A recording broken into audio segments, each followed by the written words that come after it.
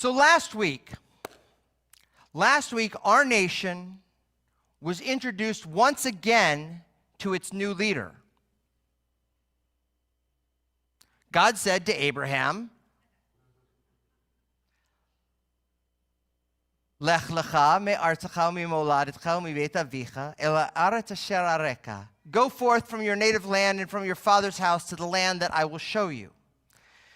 And there we have the beginning of the Jewish story.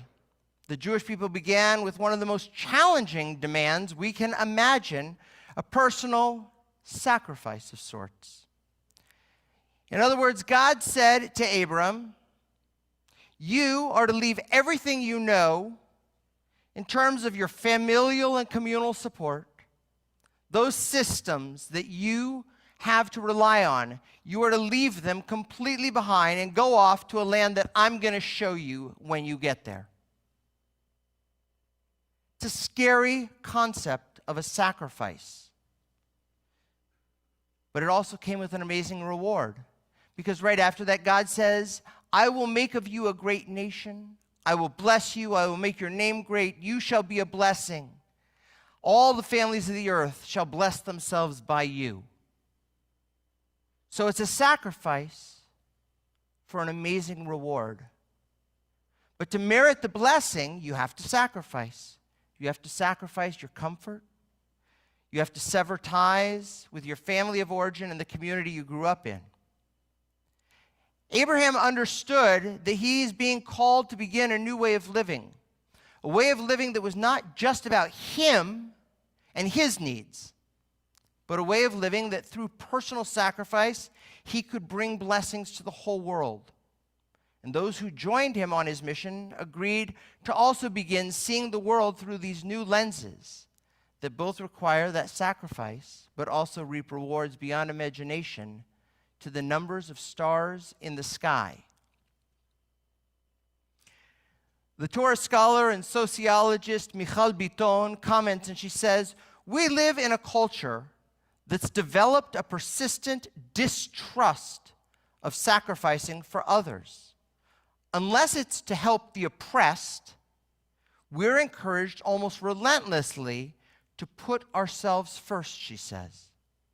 How many in our community regularly sacrifice our own time, our own comfort, our own freedom for the good of the community, of the larger whole, to help make a minyan, to help support a community cause? Rather, we live in the world of the iPhone, the iPad, the iPod, the iWatch, the I.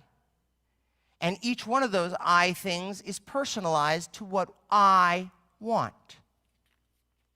There's no doubt that members of my family, each having their own phone so they don't have to experience the endless arguing over, it's my time to use the phone. How many remember that? Okay, anybody under a certain age has no idea what I'm even talking about. Pick up the phone and somebody else is on the phone. Like, oh, God, come on. But what would the implications of us returning to a serious acceptance of the concept of sacrifice for the greater good look like?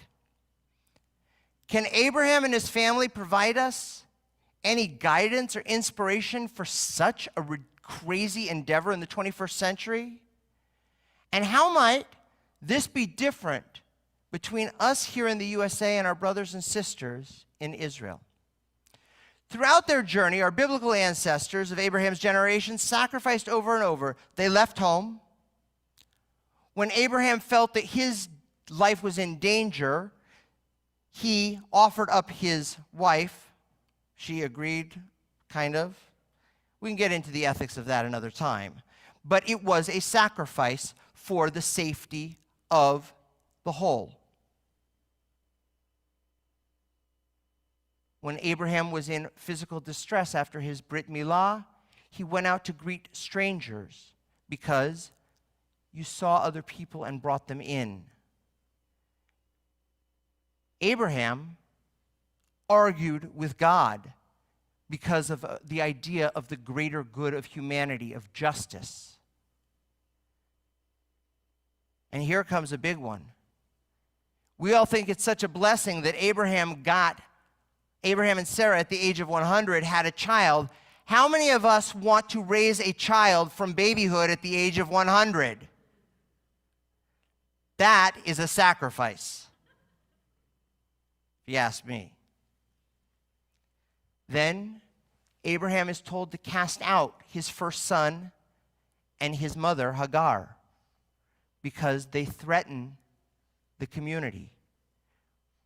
The ethics of it we could talk about, but it was a sacrifice of something personal for the good of the larger picture. By this point, I can only imagine that Abraham was exhausted. He had sacrificed over and over for the larger good, such that his offspring could be as numerous as the stars in the sky, and he could provide blessings for the families of the earth. And then the final request of sacrifice was given to Abraham. And it's been debated on by scholars for thousands of years. When God said to Abraham, take your son, your favored one, Isaac, the one who you love, and go to the land of Moriah and offer him there as a burnt offering, and Abraham says nothing in return, was it a sign of Abraham's willingness to make the ultimate sacrifice for the mission God has put on his shoulders? Or was it, as Rabbi Yanklowitz suggested last week, was it Abraham's failure and exhaustion for not arguing with God as he did regarding Sodom and Gomorrah? Michal Biton beautifully draws a metaphoric understanding about the importance of sacrifice, and she asks, so what does this story offer us today? Lately, I've been rethinking its meaning, realizing that perhaps we need to not only revisit the story, but embrace it anew as a model.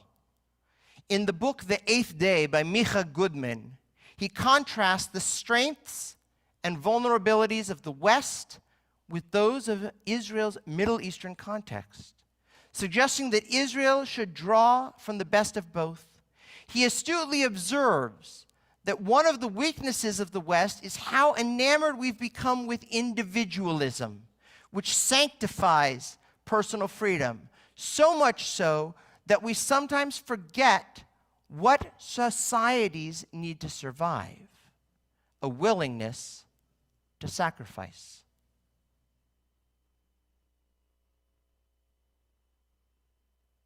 Michal Biton continues and says, I too believe there is much to learn from our family in Israel and their willingness to sacrifice for the greater good as they continue to send their children to the army to defend their nation and our homeland. But this does not come from a blank slate. It's part of an ethos taught from early on. And so in conclusion, I want to share with you a unique document. This declaration that I'm about to read was found in the rubble of Kibbutz Kfar Aza after October 7th destructions. The Kibbutz Kfar Aza archive, it is a commitment that is passed along every year to the kibbutz children on their bar mitzvah that they read aloud. Each year the children sign onto it, onto the values that they pledge, to uphold the good deeds they commit to carry out, their sacrifice for the community.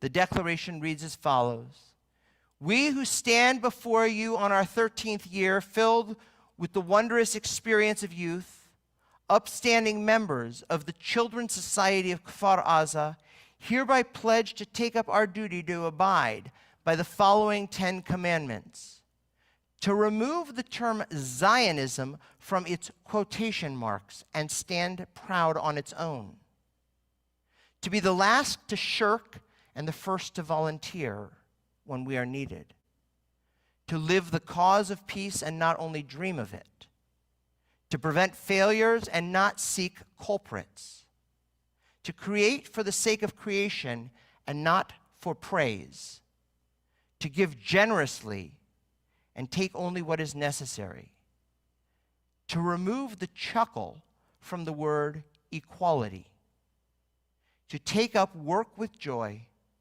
to make my smile a trait and not a mask I hide behind, and to be proud of my people, my heritage, my kibbutz, community, and myself.